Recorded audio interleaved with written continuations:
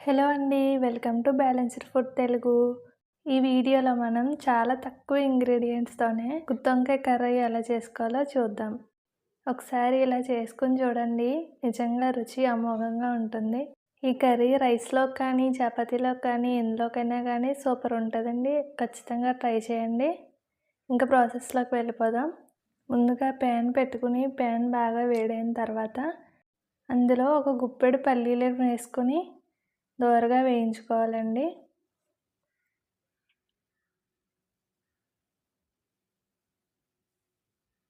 పల్లీలు వేగిన తర్వాత పక్కకు తీసి పెట్టుకుందాం. ఇప్పుడు అదే ప్యాన్లో 2 లవంగాలు, 4 మిరియాలు, ఒక చిన్న ముక్క చెక్క, చిటికెడు మెంతులు వేసుకొని దోరగా వేయించుకోండి. తర్వాత ఇందులో ధనియాలు ఒక టీ స్పూన్ వేసుకొని దోరగా వేయించుకోండి ఇవి కూడా.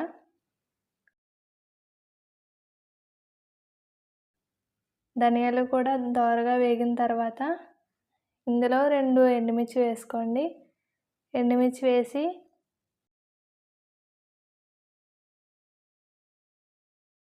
మంచి రంగు వచ్చే వరకు వేయించుకొని స్టవ్ ఆఫ్ చేసి ఇవన్నీ కూడా పక్కకు తీసుకుందాం. తర్వాత ఈ ధనియాల మిశ్రమాన్ని, అలాగే ముందుగా మనం వేయించి పెట్టుకున్న పల్లీలని, అలాగే ఒక 2 చిన్న ఉల్లిపాయలని తీసుకొని మిక్సీ జార్లో వేసుకొని ఇలా కనిపిస్తున్న విధంగా, వీడియోలో కనిపిస్తున్న విధంగా ఫైన్ పేస్ట్లా చేసుకోవాలి. ఇలా చేసుకుంటేనే మనకి కర్రీ అనేది మంచి గ్రేవీగా రెడీ అవుతుందండి. తర్వాత అదే ప్యాన్లో కర్రీకి సరిపడినంత ఆయిల్ వేసుకొని, ఆయిల్ హీట్ అయిన తర్వాత 4 ముక్కలుగా కట్ చేసుకున్న గుత్తి వంకాయలను ఆ ఆయిల్లో వేసి బాగా వేయించుకోవాలండి. ఒక 75% వరకు బాగా నూనెలో హై ఫ్లేమ్లో వేయించుకోవాలి.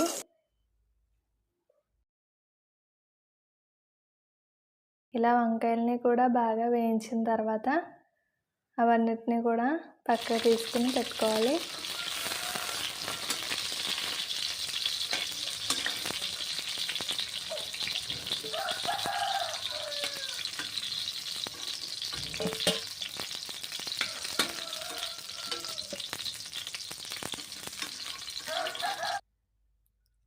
తర్వాత అదే ప్యాన్లో కొంచెం అల్లం వెల్లుల్లి పేస్ట్ వేసుకొని దోరగా వేగిన తర్వాత అందులో మనం మిక్సీ పట్టుకున్న పల్లీ పేస్ట్ కూడా వేసుకుని బాగా వేయించుకోవాలండి. ఈ మిశ్రమం మొత్తం వేగేసరికి మనకి ఒక 10 మినిట్స్ అన్న టైం పడుతుంది. ఇలా ఈ మిశ్రమం అంతా బాగా వేగితేనే, నూనె పైకి తేలే వరకు వేగితేనే మనకి కర్రీ అనేది మంచి టేస్ట్గా ఉంటుంది. ఇది వేగకపోతే మనకి కర్రీ అనేది పచ్చివాసనలా వస్తుందండి. కాబట్టి నూనె పైకి తేలే వరకు కూడా ఈ మిశ్రమాన్ని మొత్తం బాగా వేయించుకోండి. ఇలా చూపించినట్టు నూనె పైకి తేలే వరకు కూడా వేయించుకోండి. తర్వాత ఇందులో కొంచెం పసుపు, అలాగే కారం, సరిపడినంత ఉప్పు వేసుకొని ఈ మిశ్రమాన్ని మొత్తం ఇంకో 2 నిమిషాలు వేయించుకోండి.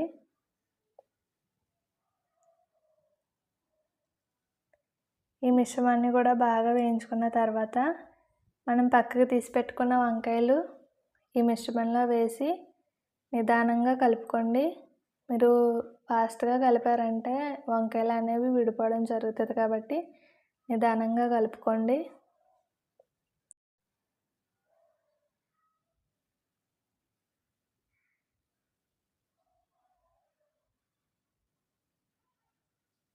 తర్వాత ఇందులో తగినన్ని నీళ్లు పోసి వంకాయలు అనేవి ఒక 80% వరకు మునిగే వరకు కూడా మనం వాటర్ వేసుకుని లైట్గా అలా వంకాయల్ని కదిపి తర్వాత మూత పెట్టి ఒక 10 నిమిషాల వరకు కూడా బాగా మగ్గనివ్వాలండి.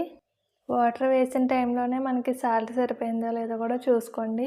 ఎందుకంటే తర్వాత అడ్జస్ట్ చేయాలంటే చేయలేము. ఎందుకంటే కర్రీ గ్రేవీలా ఉంటుంది కాబట్టి వంకాయలు విడిపోయే అవకాశం ఉంటుంది కాబట్టి ఈ సమయంలోనే సాల్ట్ సరిపోయిందో లేదో చూసుకొని యాడ్ చేసుకోండి. తర్వాత మూత పెట్టి కవర్ చేసి ఒక 10 మినిట్స్ ఉడకనిచ్చి 10 మినిట్స్ తర్వాత చూస్తే కర్రీ అనేది బాగా ఉడికిపోయి ఉంటుందండి. ఇలా నూనె పైకి తేలే వరకు కూడా బాగా ఉడికించుకోవాలి. ఇలా నూనె పైకి తేలితేనే మనకి కర్రీ అనేది మంచిగా టేస్ట్‌గా ఉంటదండి. మన కర్రీ అనేది రెడీ అయిపోయింది అని తెలియడానికి ఇలాగా నూనె పైకొస్తదన్నమాట. సో, చూసారు కదండీ! గుమగుమలాడే వంకాయ కర్రీ చాలా తక్కువ టైంలోనే, తక్కువ ఇంగ్రీడియెంట్స్‌లోనే మనకి రెడీ అయిపోతది. చాలా టేస్ట్‌గా ఉంటది.